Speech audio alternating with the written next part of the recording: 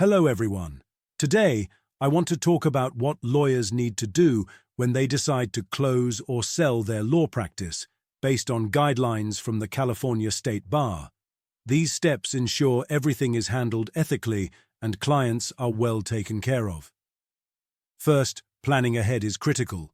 Whether a lawyer is retiring, facing an unexpected event like illness, or just closing their practice, they need a plan. This could mean having an agreement with another lawyer to step in and manage things. The California Rules of Professional Conduct, especially Rule 1.17, set clear standards for selling a practice while protecting clients. Next, lawyers must inform their clients clearly and quickly.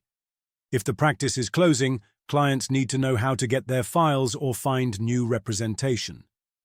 If the practice is being sold, clients must agree to have their cases transferred to the new lawyer. Throughout this process, lawyers have to keep client information confidential, as required by Rule 1.6. Handling client files and property is another big responsibility. Lawyers must return files and items like original wills or trusts to clients promptly, following Rule 1.16e. If files need to be kept for a while, they should be stored securely, usually for about 5 years, and destroyed carefully to protect confidentiality. On the financial side, lawyers need to wrap up their client trust accounts. This means making sure all client funds are returned or properly distributed, as outlined in Rule 1.15. They also need to finalize any outstanding bills and explain any new fee arrangements if the practice is sold. To protect against future legal claims, lawyers might want to purchase tail malpractice insurance after closing. If a lawyer is selling their practice, they can sell the whole thing or just a specific area, but the buyer must be a licensed California attorney.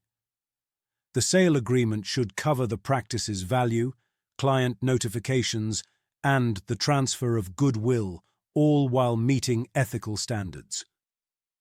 The buying lawyer should also check that the seller has followed all the rules.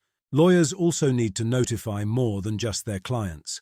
They must inform courts, other attorneys, government agencies like the State Bar or IRS, and even their insurance providers or landlords to close out or transfer responsibilities. Even after the practice is closed, there are a few final steps. Lawyers should keep records of things like client notifications and trust account details in case questions come up later. They also need to update their contact information with the State Bar.